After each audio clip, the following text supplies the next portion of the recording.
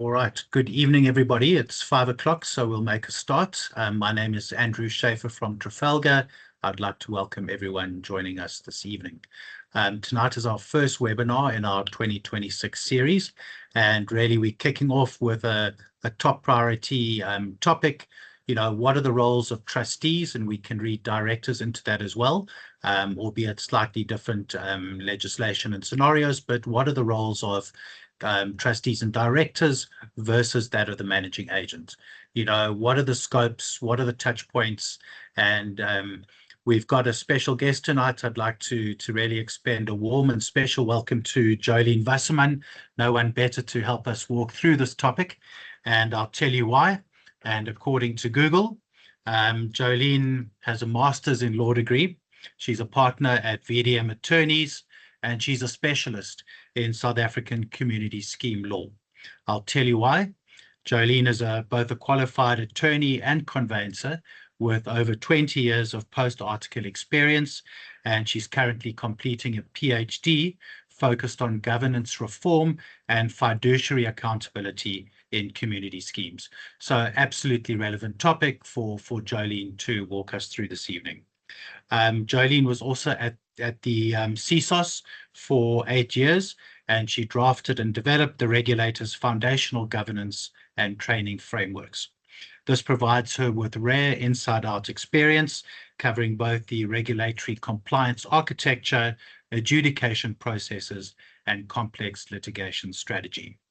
Jolene is widely recognized as a thought leader and media commentator on High Court and appellate decisions affecting community schemes, POPIA compliance, that's the protection of personal information, and the legal dimensions of digital governance.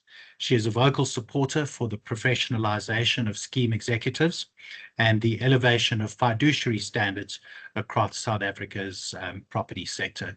Jolene, welcome. Thank you very much for joining this evening. We appreciate your time, and I can think of no one better than to facilitate the discussion this evening. Just a few housekeeping points, if we may. Just to recap, if you have any questions, please will you write them in the chat.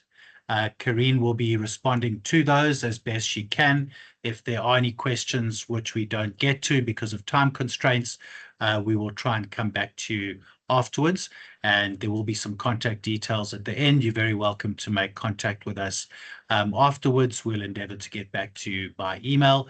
Some of the questions are quite involved and quite contextual, so it's not so easy just to give a straight answer. It could involve a discussion, and we're very happy to organize an online meeting if that would be helpful as well. So the role of these webinars is really information sharing, training, and just trying to equip trustees, directors, owners, residents, anyone at all with an interest in community scheme to understand the legislation better, to try and understand common challenges and recommendations to address that, and also just to make support accessible to you so that we can try and add value to the industry and your role play and your roles in community schemes. We'll be running these webinars once a month as usual through 2026 up to November, which will be our last for the year. We'll then go into recess and continue in February. And we try and pick topical and important subjects, that we think will be of interest, that are important, and that certainly could add value with the training perspective in mind.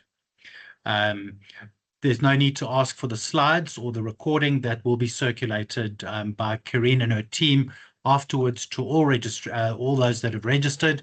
Many people get held up and can't necessarily attend, so that will be circulated, and we also post the recording and onto our training site, which I'd just like to quickly show you, just so I can just refer to one or two features that I think might be of interest to you, because there we go. So what you can see on your screen now is a training website with the address training.trafalgar.coza. On here is a huge amount of absolutely free training resources, which includes all of the webinars that we've offered over the last 3 years. So there are around 30 webinars there on various topics ranging from debt collecting to maintenance to financial management. And certainly if you're looking for a topic, you can have a look there. There are lots of guides. Under resources, there's questions of the week, which Karine writes, which are, topical, technical questions. It's a good way to look for a relevant topic or test your knowledge with a very short technical question and answer given. If you'd like to leave a testimonial, that would be very much appreciated. But what I wanted to show you is, in the age of artificial intelligence and chatbots, what we've done is we've implemented a chatbot on this website. We've called it TESS, which stands for Trafalgar's Electronic Service Assistant. And really, TESS has been trained on all of the resources that you can see there. So all of the webinars, all of the legislation, all of the questions of the week. And it's a very quick way to get a fairly good answer on any technical question you might have. So I'll just clear the chat that I've done before, but really it's as simple as saying, what is the role of a trustee? And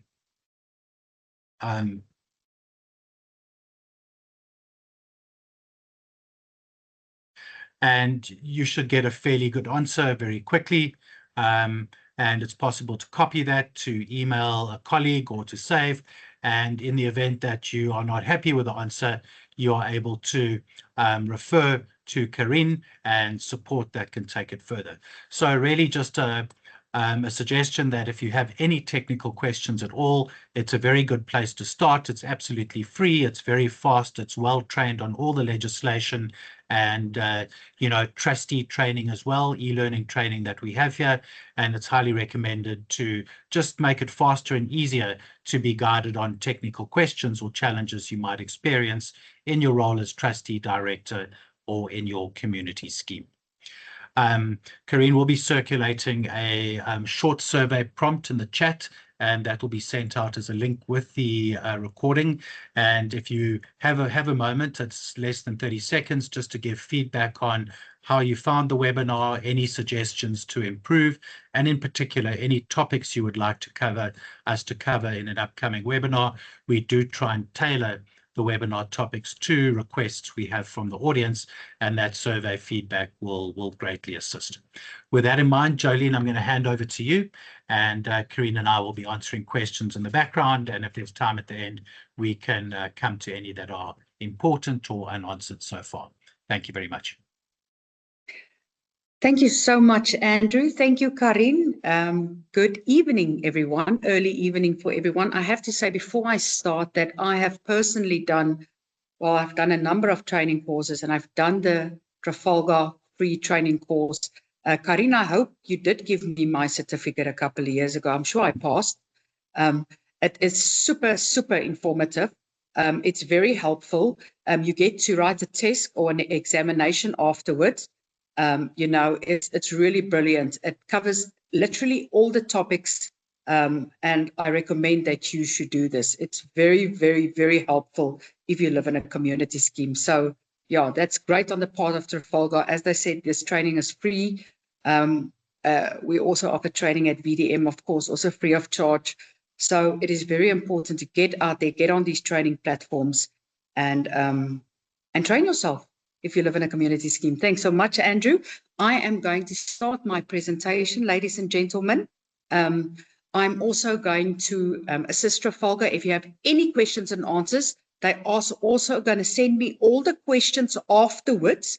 I'm going to have 3 columns, if I may, and that's going to be the question one, then the answer one, and where we get that answer from, a legislative comment. So it's not just Jolene saying that, Trafalgar saying that, VDM saying that. It's all about the legislation, where we are getting it from. Obviously, if there's important case law, I'll also add that. I hope that is in order, Andrew and Karine, if we can do it like that, and I can get that back to you, and you can obviously send it to all your delegates. I think that is also then a referral guide that you can obviously also refer to. I am going to share. Awesome. I am going to switch off my camera so I don't distract you with my pretty face, and I distract you with my presentation that I've prepared for us tonight. Please, can you tell me if my presentation is visible? It says the role of trustees and the managing agent. Yes, yes, we can see it.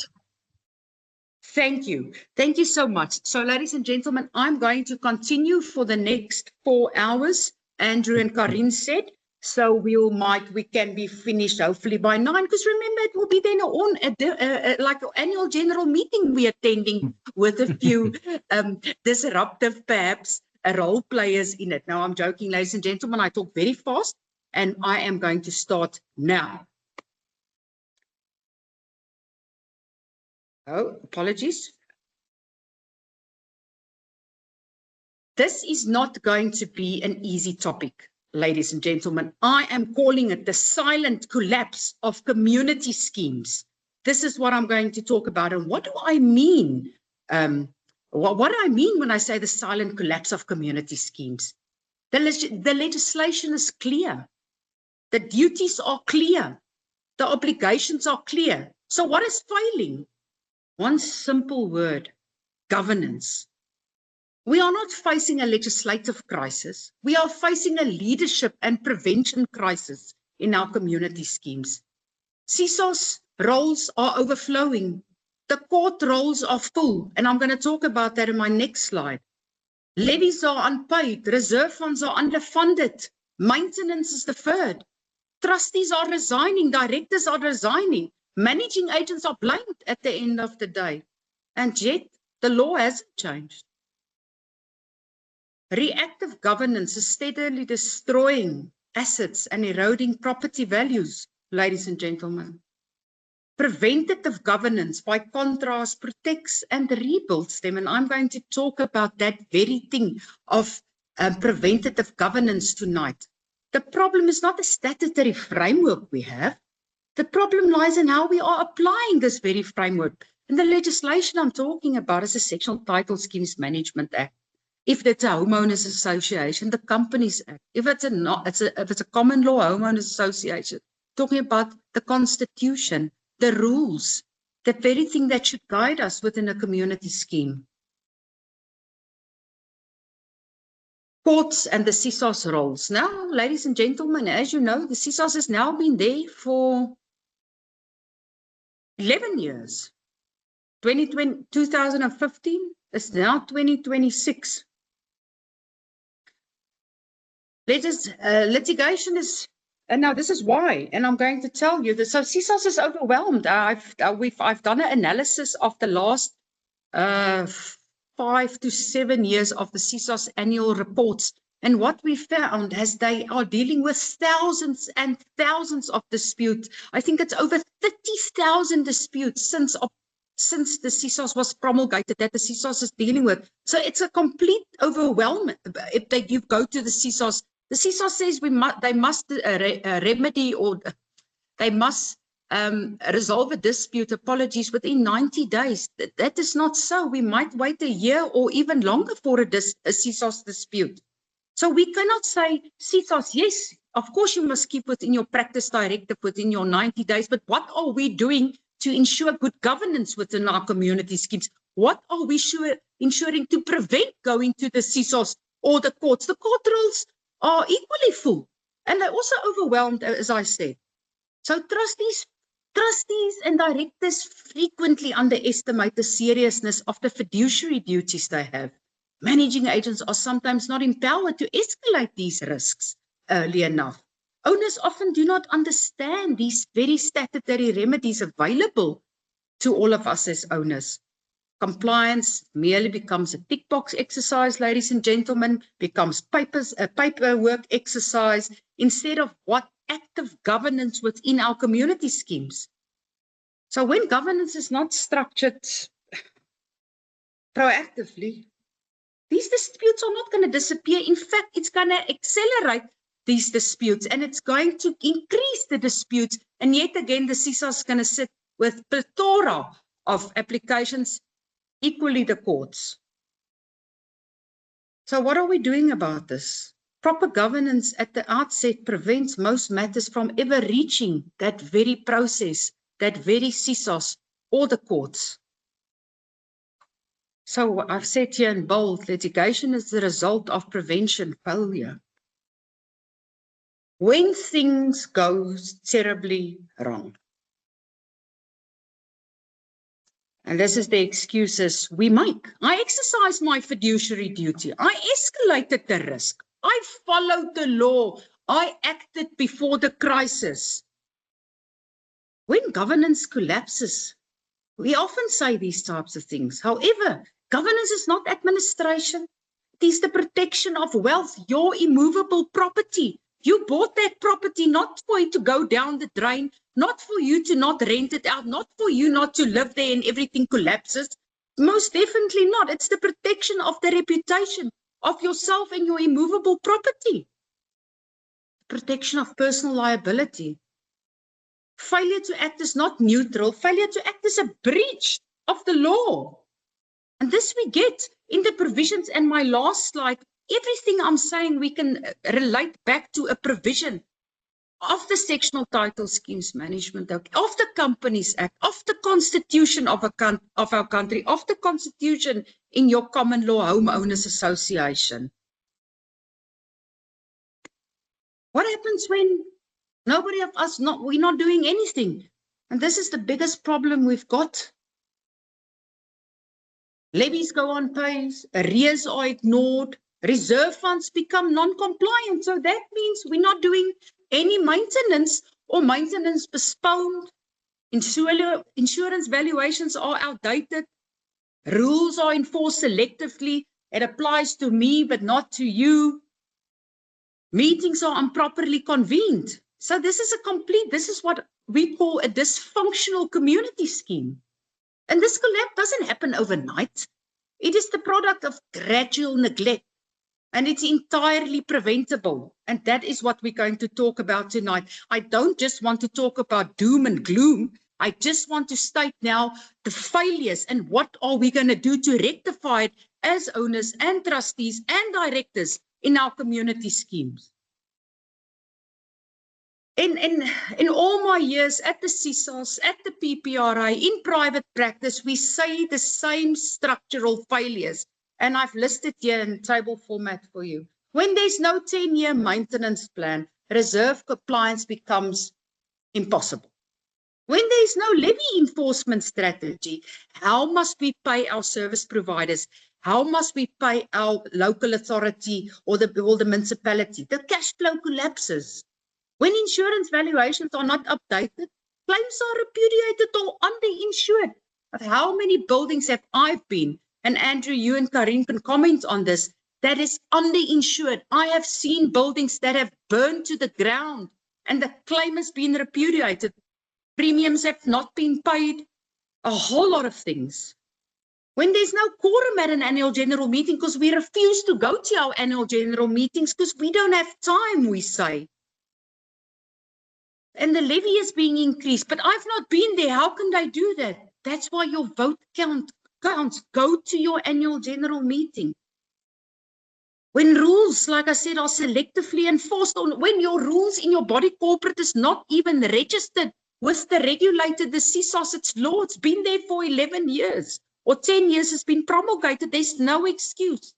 Your body corporate conduct rules must be registered with the CSOS. That is a clear governance failure. The CSOS said in their practice directive, and I don't agree with those hefty punitive fines they have, but they say 50,000 rand per owner they're going to fine us if our governance documentation is not in order, if we fail to adhere to the CSOS Act, and 100,000 rand per community scheme.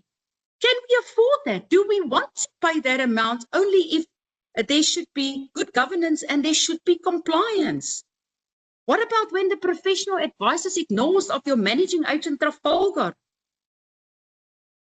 I don't want to come in as an attorney when you have a situation and I must assist you with your litigation, your CSOS. I rather want to prevent you going those routes. I know it sounds very strange coming from an attorney, but that's my passion. That's what I'm all about, is compliance and good governance within community schemes. And that's what my whole doctorate is about. I'm passionate about this.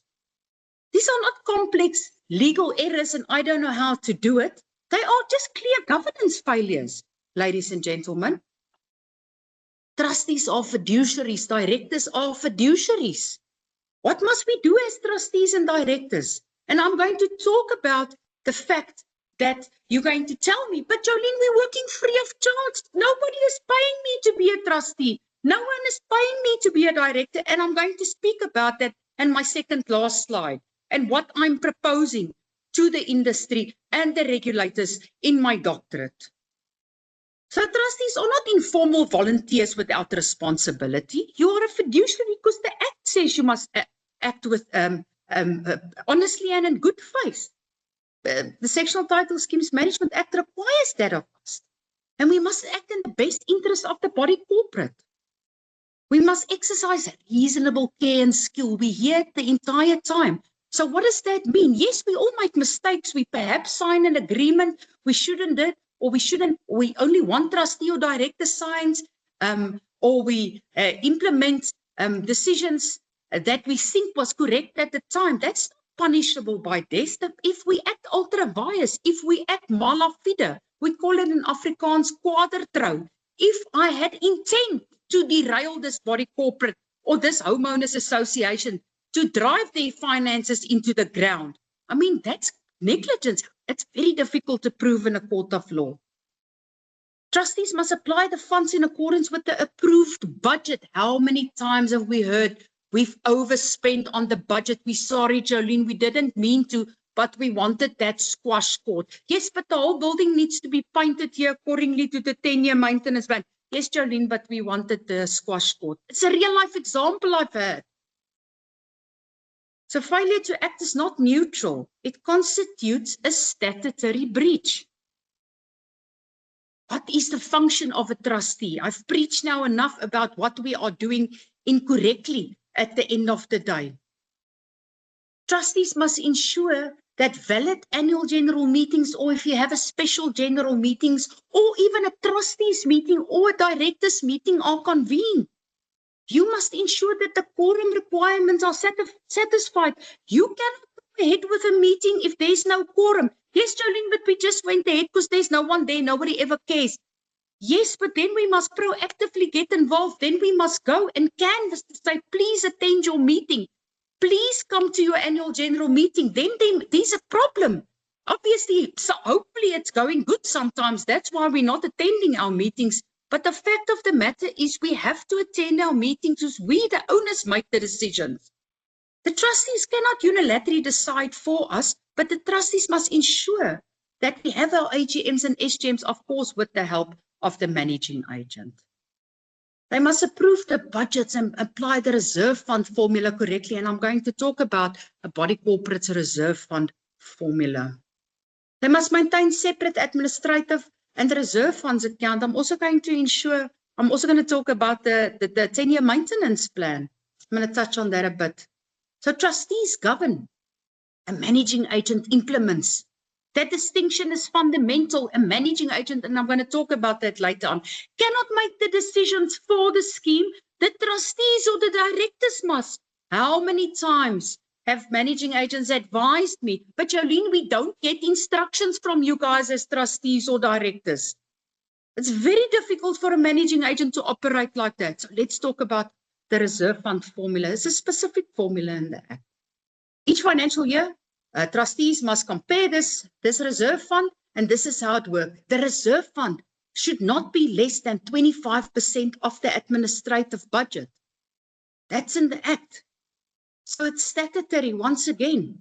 It's very, very important that your 10-year maintenance plan is tied to your budget.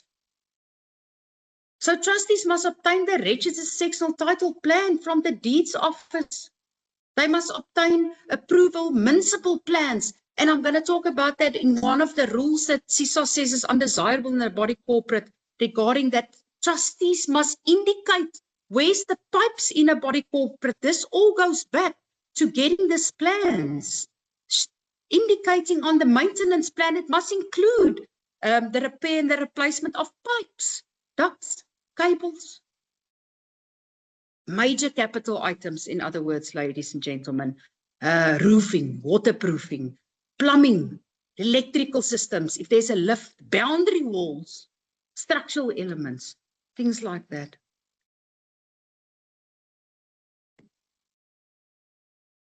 Regulatory compliance, very, very important. Now, there is 3 regulators. The CSOS, I've spoken about many times before. You know what the CSOS is. You know you need to register with the CSOS and give in your rules as a body corporate. Respectfully, I disagree with the CSOS when they say that homeowners associations must also submit their rules because it's not embedded in the CSOS Act. What's the other regulator? Andrew spoke about it. The information regulator. You must have a POPI and PAIA manual. You must register your information officer with the information regulator. It's free of charge. You have to do it. It is a statutory requirement. And equally like the CSOS, the information regulator is imposing penalties on us. So let's look at, I'm going to explain, my English is not Englishing, myths versus reality of trustees. Now, this is one we often get, and Andrew and Karin can perhaps give their insight afterwards. I won't sign the audited financial statements as a trustee. I'm very sorry, I'm just not going to sign it. I'm not going to sign it. The law says it requires you in the Sectional Title Schemes Management Act the preparation of annual financial statements. Trustees operate under majority rules. They must sign this. They must exercise this oversight. Refusal without lawful basis stalls the governance and may expose the trustees personally. There's no reason for you not to sign the audited financial statements. Remember, the budgets have been prepared. The members have approved. If everything is in line and you've sat with the auditor and, of course, with the assistance with Trafalgar, sign those AFS.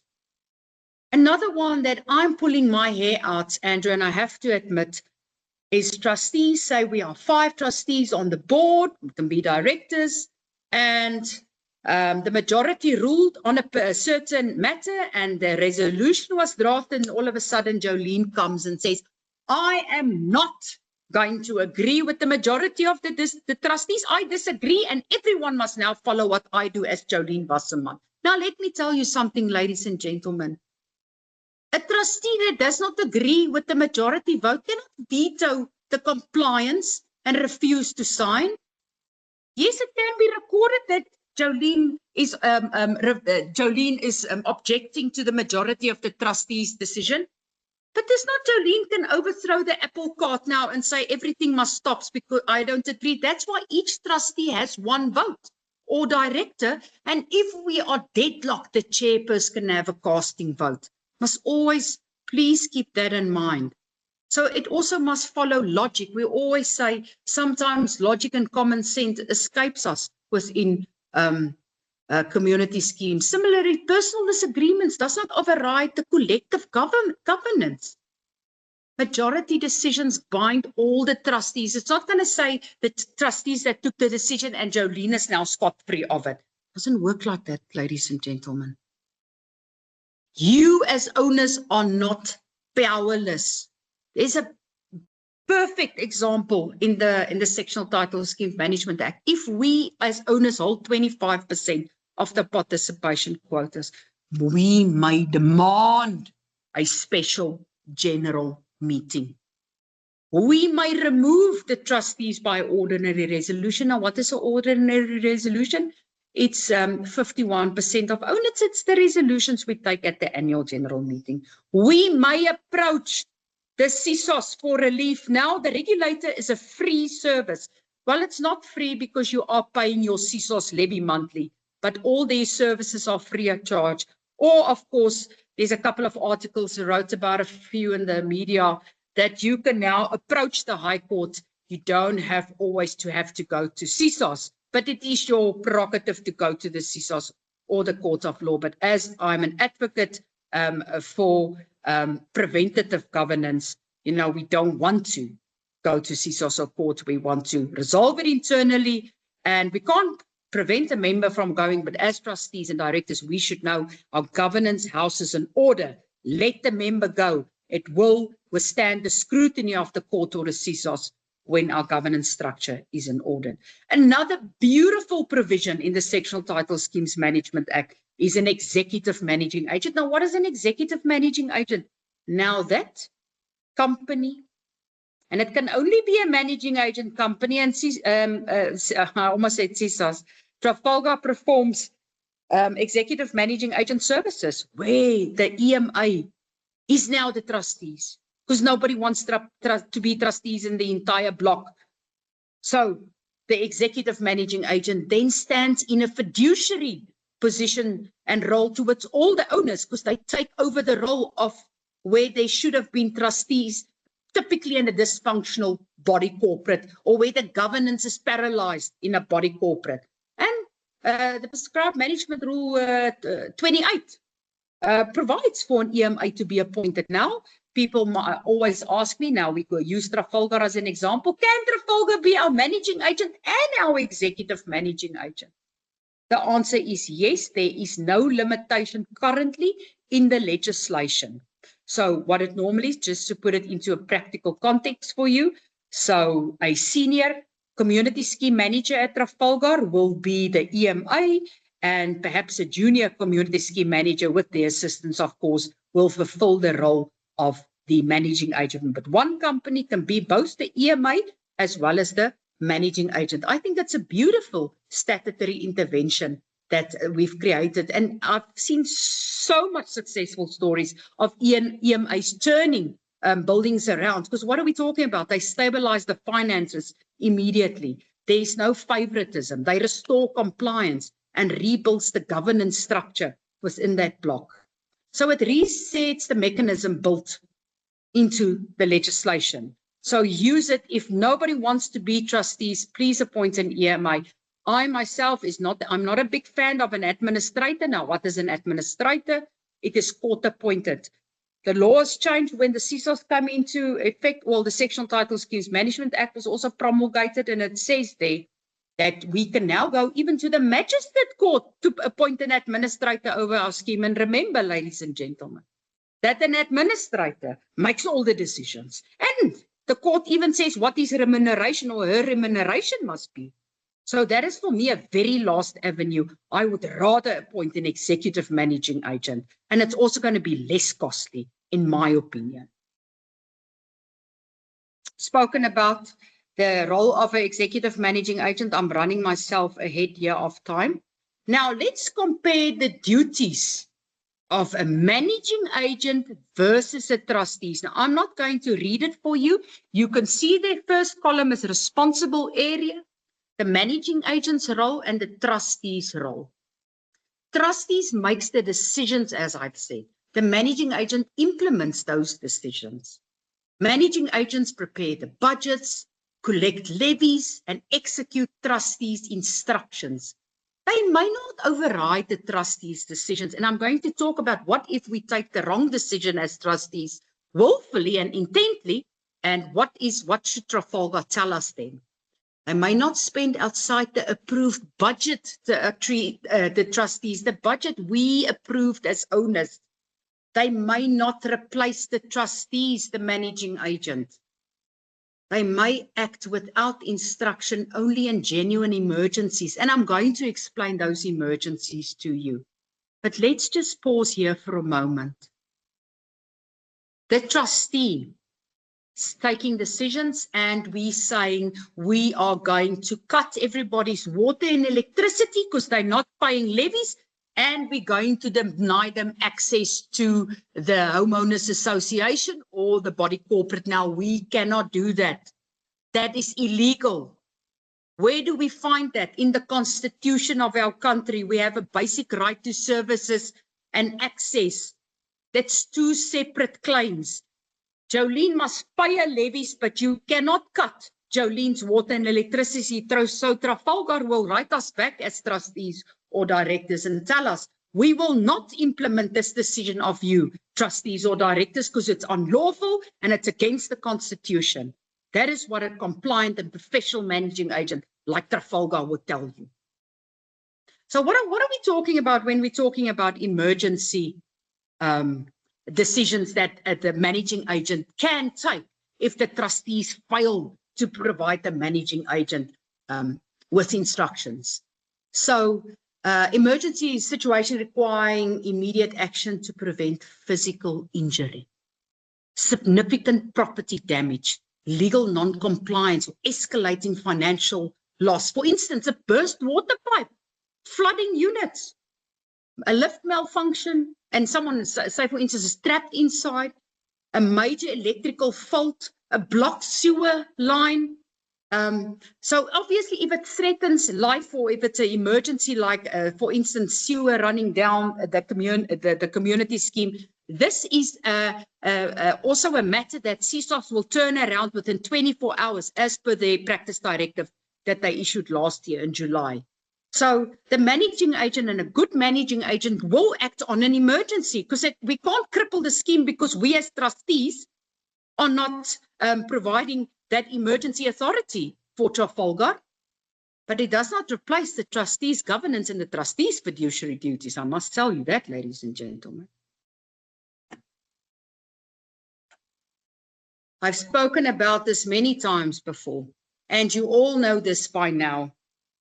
And I'm not going to hover on it. A compliant managing agent must have a managing agent fidelity fund certificate from the PPRA, not an estate agent's FFC, not an FFC, a managing agent FFC. You can ask Trafalgar now, they must produce it for you. You must ask your managing agent, where is your managing agent fidelity fund certificate? And each community scheme manager, or in other managing agents, we call it portfolio managers, must have a fidelity fund certificate, full stop. Nothing about it. Because now remember, if I, as Jolene, managing agent company, steal your money in the community scheme, or the nice word is misappropriation, they often tell me to use, then you cannot go claim at the PPRA's fidelity fund, because Jolene doesn't have a fidelity fund for her managing agency, because you've never asked before you appointed me as your managing agent, and some managing agents will just keep quiet about it. So please check the fidelity fund certificate. So it's very, very important that a managing agent will escalate and will advise you on your age analysis. They will advise on your 10-year plan. They will advise you if you're going to overspend on your budget. A professional managing agent will do that in order to ensure and monitor compliance and warn trustees regarding the governance risk. So silence in the face of unlawful instructions or structural failure is not protection. Please remember that. I'm not going to read all the prohibited rules. There's many prohibited rules for both homeowners association as well as body corporates, more for body corporates, because body corporates have their own legislation. Sexual Title Schemes Management Act has prescribed management rules, conduct rules, the Sectional Titles Act, if we're talking about extensions and the conveyancing process, but I'm just going to name a few. So trustees and directors cannot create rules that exceed statutory or constitutional authority. And what am I talking about? Some of these is a constitutional right. Domestic employees, you know, they're not allowed to receive visitors. They must be treated like every other employee like us. I'm also an employee. We must be all treated the same. A tenant eviction is against the constitution of our country. You cannot evict a tenant without a high court order. It's unconstitutional. That is both for HOAs and body corporates. Now, we had some of these silly rules, and I think that's why the CSOS implemented these things and they consolidated practice directive. Littering. You can't obviously litter on common property, but there's one specific one I've always seen at the CSOS. You can't eat on common property. It's bizarre. You must ask a tenant for their insurance for their personal items. Why? What is the purpose of that? Fines and penalties cannot exceed your monthly levy in a body corporate. HOAs, it does not have that limitation. Some of the rules I spoke about, the disconnection of water, the location of pipes, infrastructure mapping. Trustees must maintain a record showing the location of all pipes and utilities. They must obtain the sectional title plan and the municipal building plans. I've spoken about this before. Where necessary, professionals may be appointed to trace utilities using their technology such as pipe tracing or ground penetrating radar mechanisms or tools or whatever they have. You must record the layouts, how many trustees or potential buyers even say, but I didn't know about the rules. I didn't know I couldn't buy this unit. I thought I got the garden with it. But it's a discussion for a whole nother day when we're talking about exclusive use areas. Levies. Spoken about that you can't exercise your voting rights other than the prohibitions that's in the Sectional Title Schemes Management Act for your levies. There's no such thing. So let's get to, and then of course discrimination is also against the Constitution. Short-term rentals, you can restrict short-term rentals in your community scheme. It must be in your rules. Body corporate rules must be CSOS approved, but you cannot tell me I cannot use a specific rental aggregator and I have no affiliation. I'm just going to name a few. You can tell me not to use Lekkerslaap or Booking.com. If there's short-term rentals in our scheme, you may not tell me which aggregator to use. Now let's talk about why we are here. Preventative governance. And I'm almost done. This is my second last slide. Preventative governance means testing validity before crisis, levy defensibility, reserve fund compliance, enforcement integrity, fiduciary exposure. And that is what we're all about. Well, I've developed a risk and governance, a compliance and risk assessment tool, if you will, where we test whether you have all your minutes of the meeting in place, your resolutions, have the trustees signed contractors and service level agreement with all the service providers, whether there's FFC for your managing agent, whether all the steps of the CSOS has been followed and their compliance, the information regulator and their compliance, and then we will give you obviously based on a score to say you are compliant, you're non-compliant, you're borderline compliant. This is always to prevent litigation and the CSOS. The day and age, it's past, ladies and gentlemen, where we said, but we didn't know. It's now 11 years in the CSOS. Homeowners associations, you must look at your governance documentation. What does your MOI say or don't say? What does your constitution say or don't say? What about the rules? So now I come to the R1 million question you are going to ask me. Yes, Jolene, that's all good and well. Thank you very much. But we are doing this free of charge. So we know trustees and directors are volunteering their time. But yet you are expected to oversee, I don't want anyone to say millions. I want to say multi-million rand budgets, regulatory compliance and litigation exposure. And that is what I'm researching in my doctoral. And I can tell you now what I firmly believe, and it must be in our budgets as community schemes to ensure there's a line item that we ensure that trustees and directors get paid for their services to the community scheme. That will also entice people to join the Board of Trustees. But with that being said, I'm also in my doctoral thesis, I am saying that we have to have at least a limited number of hours of training to become a trustee or director. Now, what Andrew has showed you here, and I've done the course through Trafalgar, do a Trafalgar course. I don't want to limit it to any service provider that offers training. The CSOS will say, endorse that and say, Jolene Wasserman got so many hours of training, she can now be a trustee or director, a line item in the budget to say it is catered for and it's a paid profession, and because it's a full-time job, as you know sometimes. So that is very, very important. That is what my thesis about, and I'm all for paid trustees, paid directors at the end of the day, and so it remains a sustainable model in community schemes. And ladies and gentlemen, I'm not going to dwell on this. This is just the legal authority, trustees' fiduciary duty as Section 8 of the Sectional Title Schemes Management Act.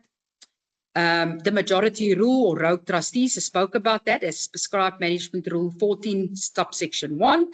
Annual financial statements that must be signed is prescribed management rule 26 1C.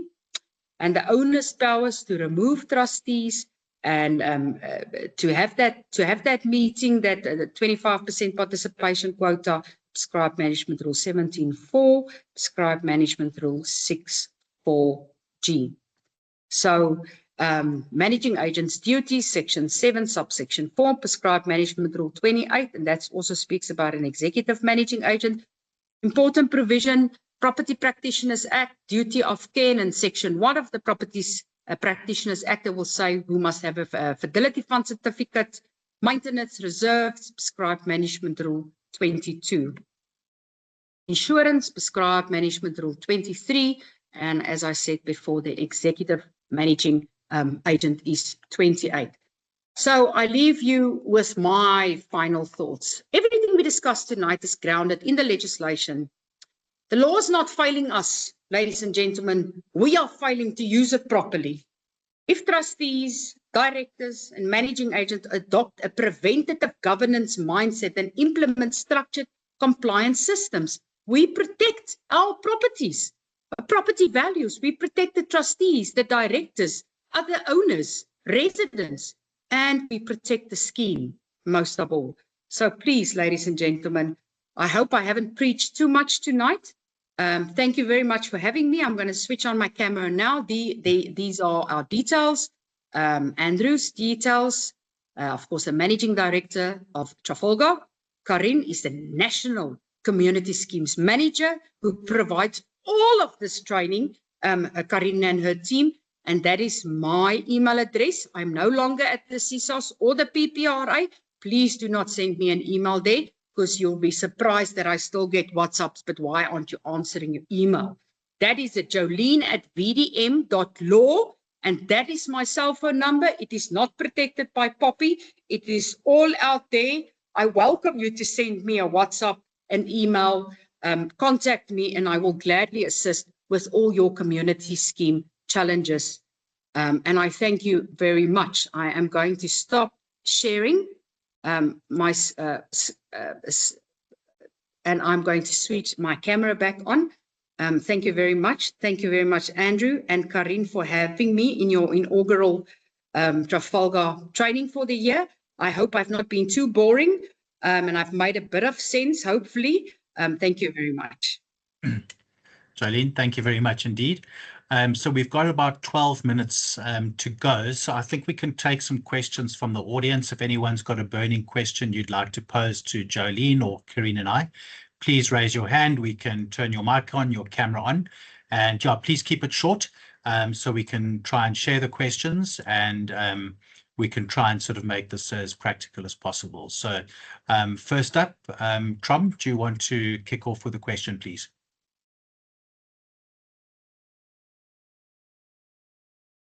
Karin, can you assist me with just trying to... There we go. Go, Trom.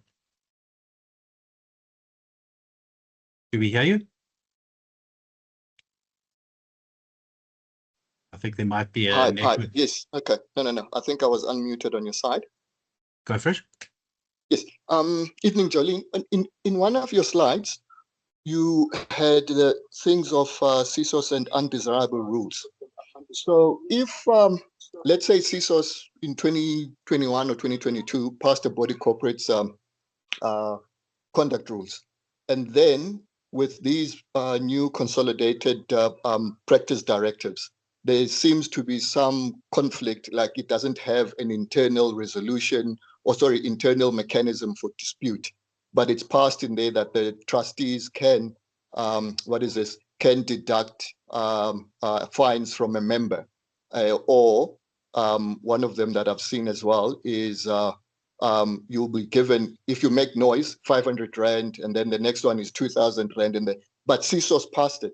How then can a body corporate correct that? Should you still continue knowing that there's conflict between what is the undesired rules and what then the adjudicator or official, Thanks. Can I go, Tom? Yes. Yes, ma'am, you may. Are you done? Yes. Thank you. And it's an excellent question. It's an absolute excellent question. Now, when I was part of the CSOS, we've been making practice directives since 2016 when the Act was promulgated. Now, obviously, they were amended over the years. And last year, as you correctly stated, the CSOS had a consolidated practice directive of 181 or something pages. Now, we have asked the CSOS about this, and I think it's also a frequently asked question and answer in their directive, or it's on their website. If the CSOS has approved your rules and you have received a Section 10.5C compliance certificate from the CSOS, those rules stand and they are enforceable. But so far, it does not contradict the current consolidated practice directive of the CSOS. But your rules are valid, it stands, because I don't think anything has changed when it comes to fines. The CSOS has always said it must be less than your monthly levy if it's a body corporate, or it mustn't be equal to your levy. So, for instance, and your first transgression can never be a fine. Only from the second transgression onwards, a fine will be imposed, and that's perfectly fine. A body corporate does not need to go to the CSOS or a homeowners association if they have a valid fine and penalty clause or provision in there.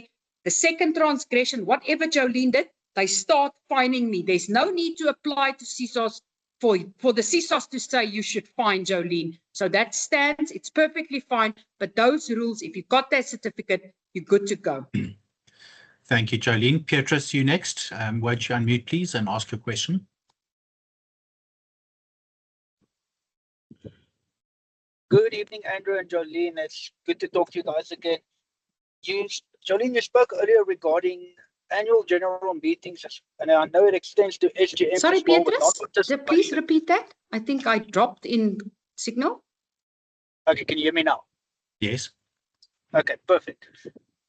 Jolene, you spoke earlier Please go, Petrus. Sorry, you spoke earlier regarding annual general meetings and non-attendance. I know in my building specifically, let me switch off my sorry, Petrus, is it my bandwidth? I can't think that, but Petrus, please, or Andrew, did I miss the question? Yeah, Petrus is busy. Just carry on, Petrus. I do hear you, so we can summarize at the end. Just complete the question. I can't hear. Andrew, is that better? Yeah, I hear you. Apologies for that. Hello?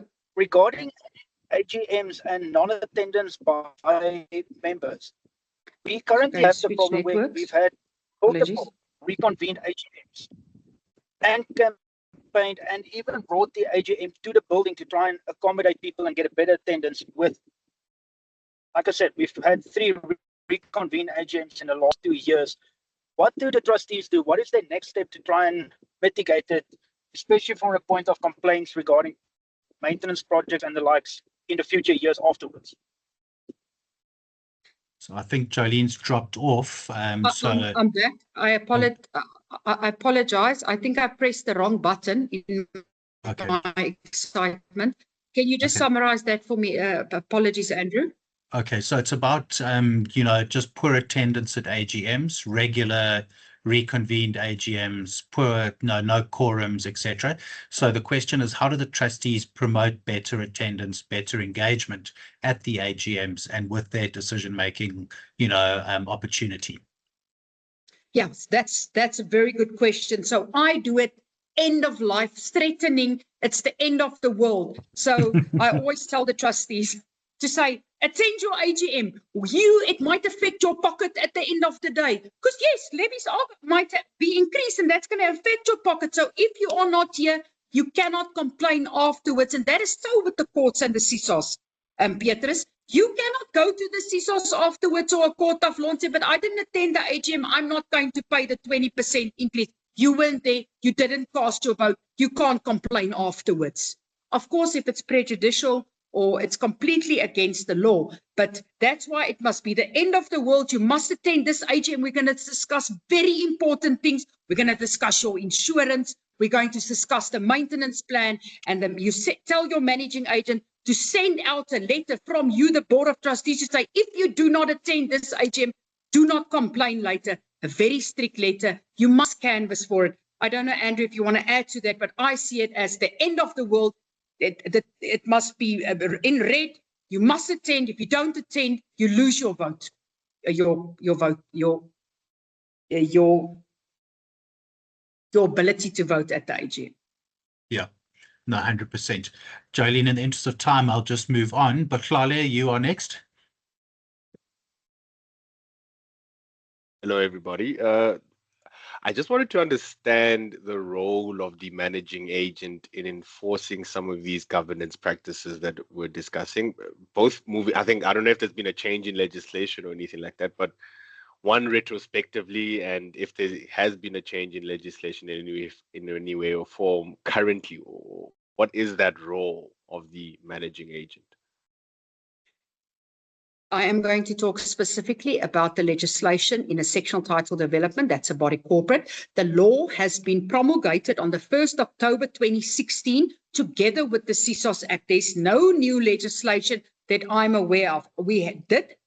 I know I don't think it reached us as the industry as yet, but when I was at the CSOS, we amended the Sectional Title Schemes and Management Act, but it's never been, obviously then I left, it's never been for public comment. Actually, I think they are redoing that. So no law has changed. So the role of the managing agent is to implement the wishes of the trustees. That is through, obviously, the owners, because the owners decide on the majority of decisions within a body corporate. But the managing agent implements the lawful the decisions of the trustees and the owners. Remember, I spoke about unlawful decisions. Trafalgar will not implement, for instance, if we say as trustees, we're going to disconnect the water and electricity. Trafalgar will not implement that because it's illegal and it's unconstitutional. So the role of the managing agent is to provide administrative and secretariat services, are also providing specialist professional advice, of course, on the legislation that governs community schemes. But remember, managing agents are not regulated by the CSOS. They are regulated by the Properties Practitioners Regulatory Authority. There's only one provision in Section 39 of the CSOS Act where you can take a managing agent to the CSOS if they have not adhered to the terms and conditions of your signed agreement between the managing agent and the community scheme. Thanks, Jolene. Candace, you up next.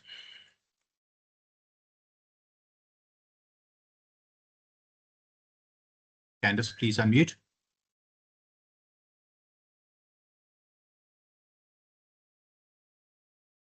All right, Stephen, do you want to come in? Candace seems to be battling.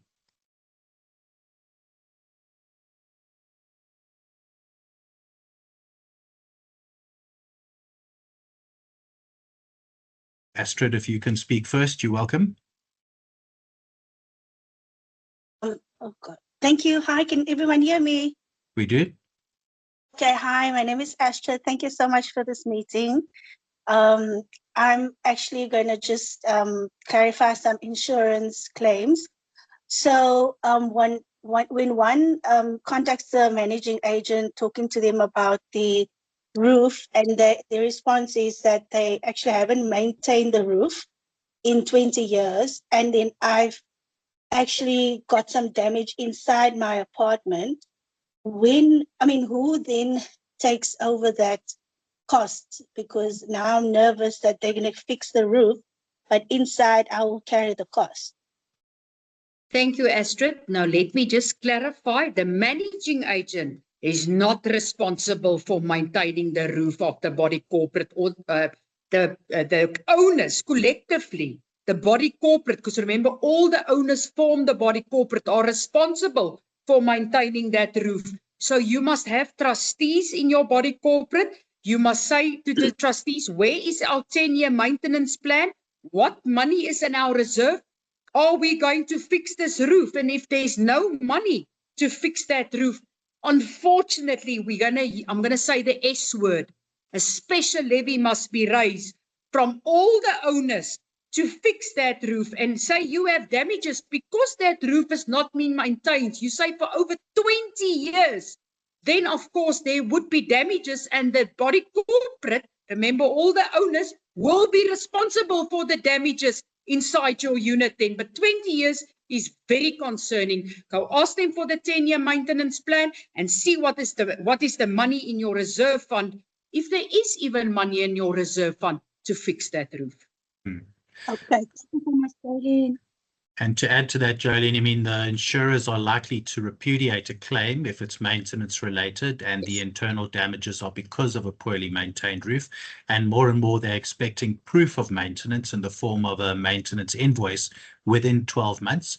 But the body corporate would be liable for internal resultant damages, you know, because of lack of maintenance. So you would potentially have a claim against the body corporate, and I would suggest you should approach the trustees, you know, to contribute to or to resolve the internal damages, and failing that, there might be grounds for a dispute. All right, I'm very conscious of time. We have hit 6 o'clock.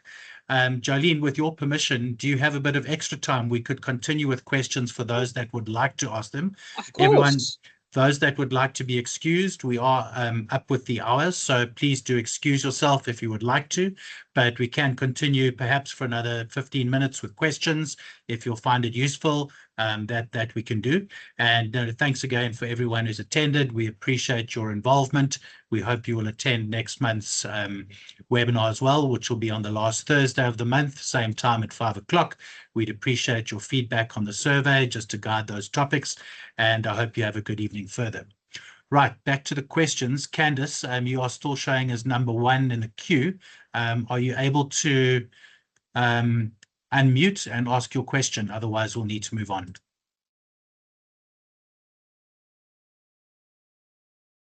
Not. Okay, Sandra, you next in my series. Sandra Teodiso. Not. Sakani. Thank you so much, Jolene and Andrew. My question is very simple. Actually, I do have 3 questions, but they are straightforward. The first one is that the managing agent, do they have the powers to do any transaction on the finances, or rather own the banking account, and they can do all the payments without the approval of the trustees? That's question number 1. And then the second question is that there is another company which actually they bought one of the debt because the owner, who is no longer staying here, couldn't pay the levies. And based on that, we tried, because of the confusion and all the frustrations that we always receive with the managing agent, to take them. We have followed all the processes, regulatory processes, to take them out. But because the company that bought the debt, it was recommended to by the previous trustees. Actually, they recommended the company that bought the debt, which are the debt collectors, to the previous trustees, and they signed the contract with that company, which is a separate company from the managing agent. So when we wanted to pull out from them, they then said we need to pay the amount, which was amounting to over 100,000, in order for us to terminate the contract with the managing agent. Is it allowed? Is it lawful? Thank you so much.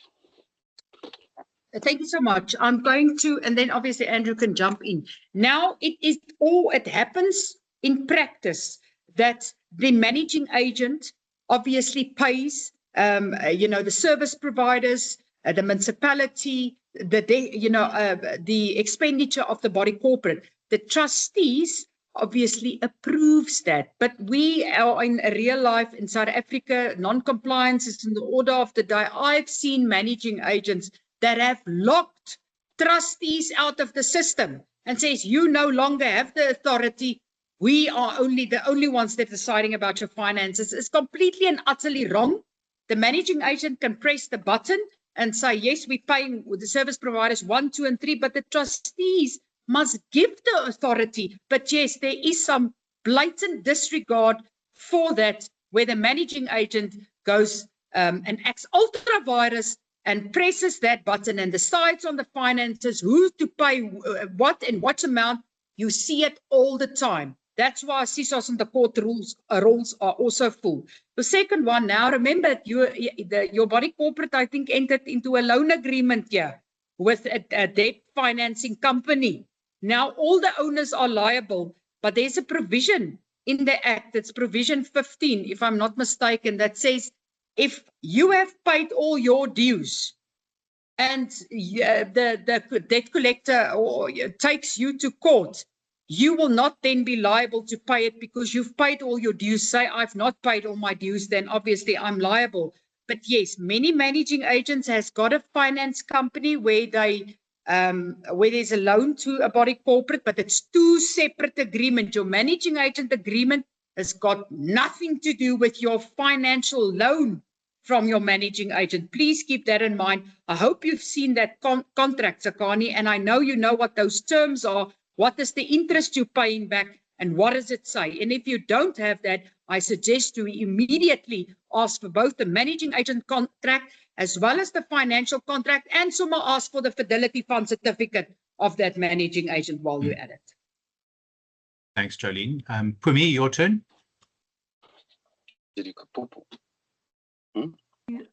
Thank you very much. Thank you also for opening this invite to everyone. It's so informative. I think some of the parts of my questions have been answered in the beginning because Astrid asked a question regarding roof maintenance. But I just wanted to please understand if, as Jolene has said, that the body corporate, which makes up the owners and the trustees, is responsible for the payment of that under the maintenance plan, and it can be applied as a special levies. Now, what if your existing managing agent is ruling in the manner that you've just described now, where they have decided that they're making these loan agreements, even though some of the owners have not agreed to a roof refurbishment? And I'm asking this question because a roof refurbishment would only affect the owners who are at the top of the building.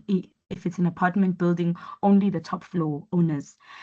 Now, in this particular instance, the top floor owners are being told that they would have to pay the amounts for the refurbishment, and these amounts were not discussed in advance. You are being told if your roof is so many square meters, you are going to pay 50,000 Rand, for example, and this is the amount that's going to be added onto your levies each month, and this is the loan you're making. Okay. Let me tell this, and I don't want to make it too complicated. But am I echoing myself now? Yeah. Oh. Maintenance, in terms of the Act, for the roof is the responsibility of the entire body corporate, unless there's a management rule made and it's approved by the CISOs that says we must maintain our own roofs, etc. But I doubt it's the case in your matter. So even if I stay on the top floor and you stay on the bottom floor, everybody pays in terms of their participation quota, the size of their unit a levy. So that levy of all of us must go to the maintenance of the roof, not just the top owners. I don't think that's correct. So you're welcome to email me. Let me look at this scenario. If perhaps there's a management rule approved by the CISOs that says we're all liable, but I cannot understand why only certain owners are going to pay it. It's just as good as I say, I'm not swimming, or I stay at the bottom floor. I'm not going to use the pool or the lift. So that's what it means. We are all in it because all of us forms the body corporate at the end of the day. Yeah. All right. Thank you. Thank you so much, Jolene. Okay, Claudine, you next. Claudine.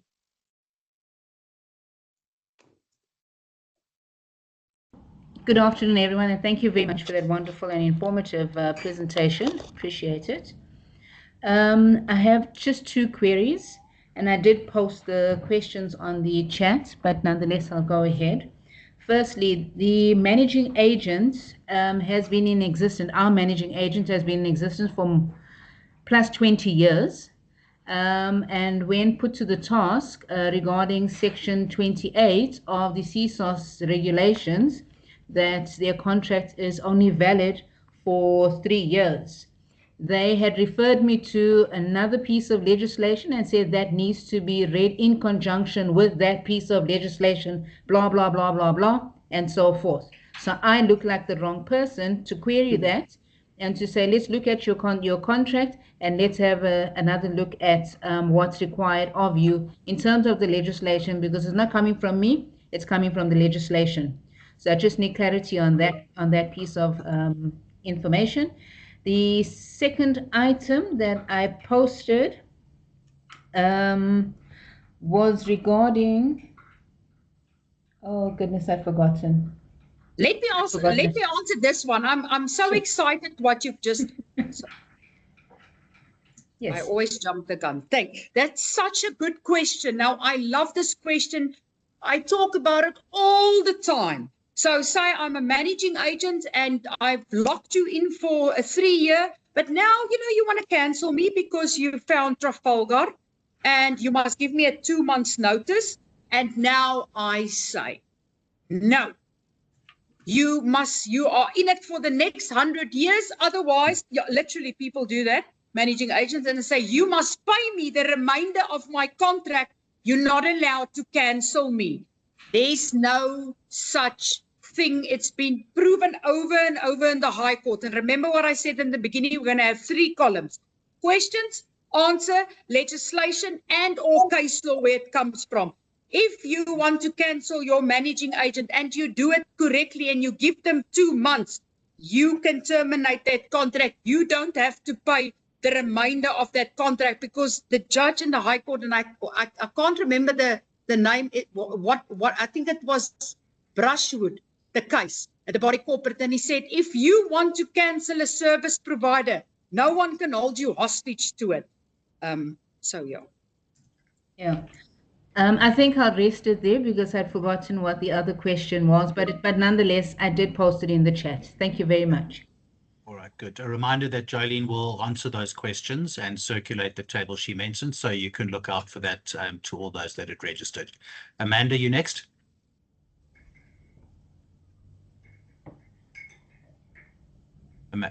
Amanda, you there?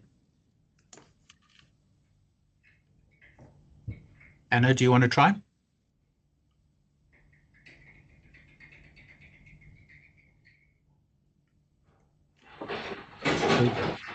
Debbie, you third?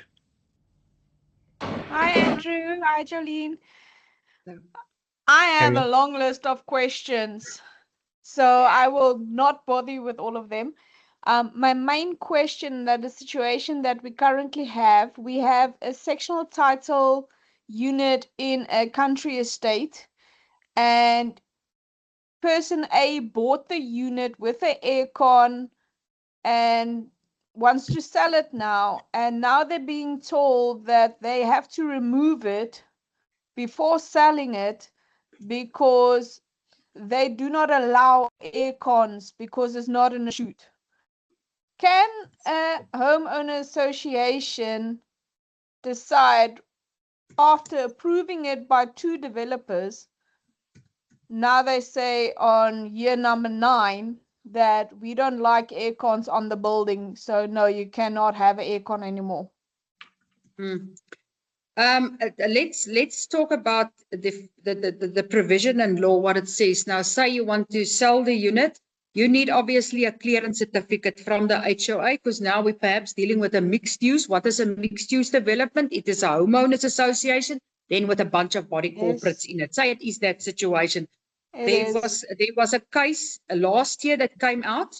It starts with a C, I can't remember, but I'll put it in there, that you cannot withhold a clearance certificate or a transfer only if the contributions has not been paid up to date by the owner. So that must be made clear from the onset. I have to see those rules, but if it's been, say, in the MOI or in the conduct rules of the HOA that, you are allowed aircons and now you're not allowed aircons, I need to see why that has been retracted or anything like that. It's a bit strange. but post it in the chat and I'll look at it and I'll answer it. Great stuff. And I will definitely take you up on the offer of WhatsApping you. Yeah. Right. Yes, please do. Just now because I'm still here. Okay. Thank you, Debbie. Right, we're going to probably not get through all the questions. I'm sorry about that, but Karine, maybe you can just bring up the contact details. And really, there's an offer to approach any of us for, you know, an individual discussion. We're quite happy to have a telephone call, online meeting, answer an email. You know, as you can hear, lots of these questions are quite involved. They do depend on the rules, and you know, generally one would want to understand more detail and the whole context to be able to give an accurate answer. So that offer is there. Lilibet, we'll come to you for the last question. I'm sorry for the others. It is 6:15. We could go on all evening, but we can certainly carry on as I've suggested from tomorrow. Lilibet, would you like to ask the last question? Oh, I'm so grateful that I'm the last person. Thank you very much, guys. Jolene, we're in a situation where we've got a body corporate and his wife that owns multiple units. So when it comes to voting time, they actually say that they rule as a majority and the rest of the people don't get any say. Is this a sectional title? Well, what did you say? Yeah, sorry, we live in a body corporate. Okay. Yes. Okay. So what is happening is, say for instance, say the body corporate himself is nominated. The body corporate has got 4 units, and his wife has got 1 unit. Okay. So when it comes to voting, they've already got 5 units.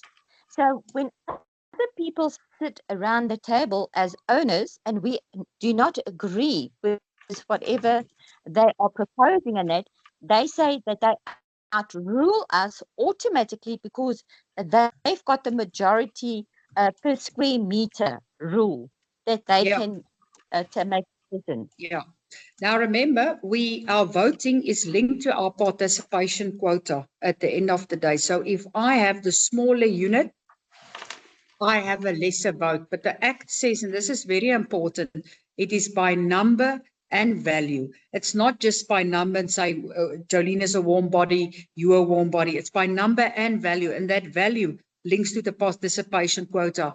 There is a provision at the CISOS where you can go, if there's a resolution passed, we call it a Section 6, subsection 9 of the Sectional Title Schemes Management Act, where you can ask the Chief Ombud to say, but this decision has adversely affected me and it's prejudicing me. So there is a relief in terms of where you can go. It's not a dispute application. It's a Section 6(9) of the Sectional Title Schemes Management Act, where you can ask relief from the Chief Ombud if there is a majority vote and you have been outvoted, but you need to show prejudice or it's adversely affecting you. I hope that makes sense. But it will all be in my Q&A.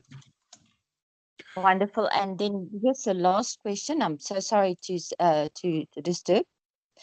We've asked for solar to be installed. One of the reasons being is because I've got a life-threatening condition and I might need 24-hour electricity. And the body corporate has declined for the solar to be installed in my unit. Yeah. Okay, that's the same thing that I've just spoke about, Lilibet. That is the Section 6(9) of the Sectional Title Schemes Management Act, because you need a 75% to approve a solar. But obviously, as you said, you have a life-threatening condition, and you can ask the Chief Ombud. If you craft that argument correctly, I cannot see, in my opinion, if I was the Chief Ombud, not to approve that. Thank you very much. Thank you. Have a good day. Take care. Bye-bye. Thank you. All right, everyone, we are out of time, but the offer stands to be in touch with us from tomorrow. So thanks again for your time and joining us. I hope you have a good evening, and we look forward to the next webinar and being in touch. Thank you once again, Jolene. Very much appreciated. Good night, everyone. Thank you. Bye-bye. Bye.